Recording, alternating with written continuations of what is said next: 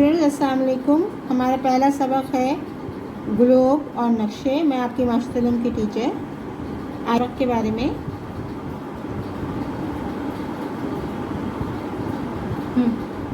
Globe جب بال کی مانند گول شیپ پر زمین کے خد و خال دکھائے جائیں تو اسے گلوب کہتے ہیں. یہ دیکھیے، یہ زمین کی طریقے سے گول ایک چیز ہوتی ہے، اس کو گلوب کہتے ہیں. گلوب دراصل زمین کا ماڈل ہوتا ہے. یہ ہمیں بتاتا ہے کہ زمین ظاہری طور پر کس طرح کی دکھائی دیتی ہے. زمین کس طرح سے دکھائی دیتی ہے. گلوب سے پتہ چلتا ہے کہ سطح زمین پر خشکی کتنی ہے اور اس میں پانی کتنی جگہوں کے اوپر واقع ہے. تو اس گول سی شے کو کیا کہتے ہیں؟ گلوب کہتے ہیں. ہمارا دوسرا عنوان ہے نقشہ. زمین یا زمین کے کسی حصے کو ایک ہموار سطح پر ظاہر کرنا نقشہ کہلاتا ہے.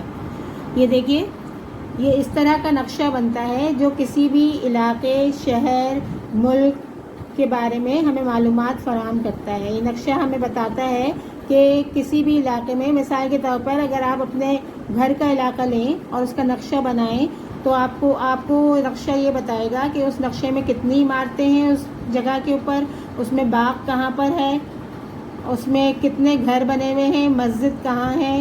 تو اس طرح کا جو نقشہ ہوتا ہے وہ نقشہ ہوتا ہے جو آسانی سے ایک جگہ سے دوسری جگہ بھی ہم لے جا سکتے ہیں. تو نقشہ کیا ہوتا ہے؟ زمین یا زمین کے کسی ایک حصے کو ہموار سطح پر ظاہر کرنا نقشہ کہلاتا ہے. ہمارا اگلا عنوان ہے نقشے کے عناصر، یعنی نقشے میں کیا کیا چیزیں ہوتی ہیں جو ہم شو کرتے ہیں تو ایک نقشہ بنتا ہے. عام طور پر نقشے کے 5 عناصر ہوتے ہیں جو ہمیں نقشے کا مطالعہ کرنے اور اس کو سمجھنے میں مدد دیتے ہیں. اس کا پہلا عنصر ہے عنوان.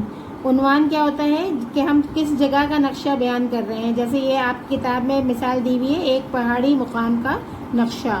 اس کے بعد ہم اس میں بتاتے ہیں، اس کا دوسرا عنصر ہے سمتیں. سمتیں یہ ظاہر کرتی ہیں کہ کون سی چیز کس جگہ پر ہے، شمال میں ہے، مشرق میں ہے، مغرب میں ہے یا جنوب میں ہے. اس کے بعد پیمانہ جو ہے وہ یہ ظاہر کرتا ہے. ہمارا تیسرا عنصر جو ہے وہ پیمانہ ہے. پیمانہ اصل میں یہ ظاہر کرتا ہے کہ کسی جگہ سے فاصلہ کتنا ہے.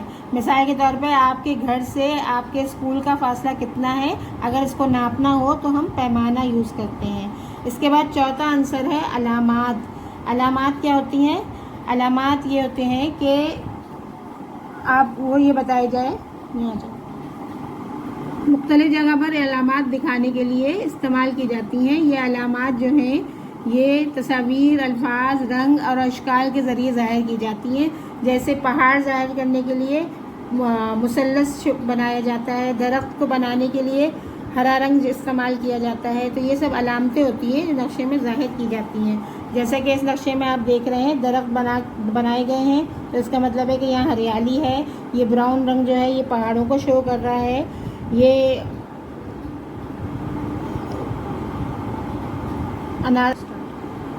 پانچواں عنصر ہمارا ہے علامتی فہرست. علامتی فہرست کیا ہوتی ہے؟ سڑک، جنگل، دریا، پل، ریل کی پٹری، پہاڑ.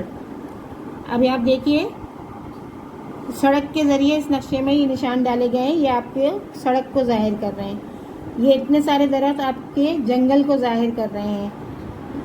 یہ بہتا ہوا پانی ہے، یہاں پہ پانی دریا کو نیلے رنگ سے ظاہر کیا گیا ہے. پل بنانے کے لیے اس طرح کی علامتیں استعمال کی جاتی ہیں. اسی طرح ریل کی پٹری شو کرنے کے لیے اس طرح کی علامت بنائی جاتی ہے اور پہاڑ شو کرنے کے لیے یہ علامت بنائی جاتی ہے.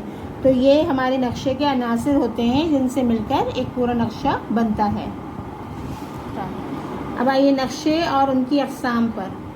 نقشوں کی کئی اقسام ہوتی ہیں لیکن یہاں پر ہم 2 بڑی اقسام کے بارے میں پڑھیں گے. ایک ہوتے ہیں سیاسی نقشے اور ایک ہوتے ہیں طبعی نقشے. سیاسی نقشوں میں ممالک کی بین الاقوامی سرحدیں، صوبائی سرحدیں، دارالحکومت اور بڑے بڑے شہر دکھائے جاتے ہیں. جیسا کہ آپ اس نقشے میں دیکھ رہے ہیں کہ یہ ایک ملک کا نقشہ ہے اور اس ملک کے اندر اس کی صوبائی حدود دکھائی جا رہی ہیں. یہ جموں کشمیر ہے، یہ پنجاب ہے، یہ گلگت بلتستان ہے، یہ خیبر پختونخوا ہے اور یہ چولستان ہے. اس کے اطراف کے اندر پاکستان کے پڑوسی ممالک کے نام لکھے ہوئے ہیں، جیسے پاکستان کے پڑوس میں چین ہے، افغانستان ہے، ایران ہے اور بھارت ہے۔ صحیح ہے۔ یہ مختلف نقشے دکھائے جاتے ہیں اور اس کے لیے مختلف رنگوں کا استعمال کیا جاتا ہے، جیسے کہ آپ دیکھ رہے ہیں کہ مختلف رنگوں سے صوبوں کے ناموں کو ظاہر کیا گیا ہے۔ جیسے بلوچستان جو ہے اس کو براؤن کلر سے بھی شو کیا گیا ہے، سندھ کو جامنی رنگ سے کیا گیا ہے، پنجاب کو ہرے رنگ سے کیا گیا ہے اور جموں و کشمیر کو نارنجی رنگ سے کیا گیا ہے۔ اس طرح مختلف رنگوں کے استعمال سے سیاسی نقشے بنائے جاتے ہیں۔ نقشے کی دوسری قسم ہے طبعی نقشے۔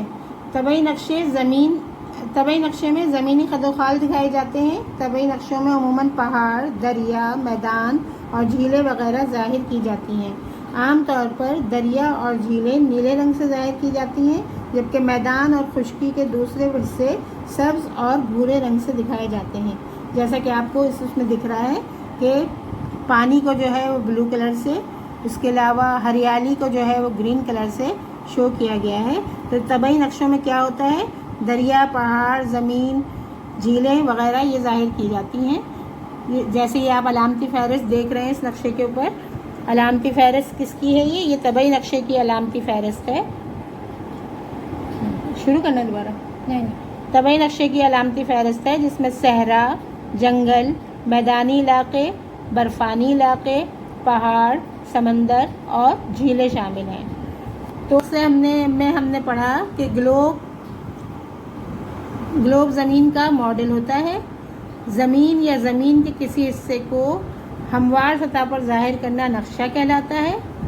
عام طور پر نقشے کے 5 بڑے عناصر ہوتے ہیں۔ اچھا طلبہ، اب اس سبق کا کام آپ کو ریٹن کی صورت میں مل جائے گا، اس کو صفائی سے فل اسکیپ پیپر کیجیے۔ اس کام کو کرنے کے بعد صفحہ نمبر 5 پہ موجود سوال نمبر ب، سوال نمبر ج، صفحہ نمبر 6 پہ موجود سوال نمبر 1 اور سوال نمبر 2 کیجیے۔ ان 4 سوالوں کو کتاب میں کیجیے، باقی تمام کاموں کو فل اسکیپ پیپر پہ مکمل کیجیے۔ شکریہ۔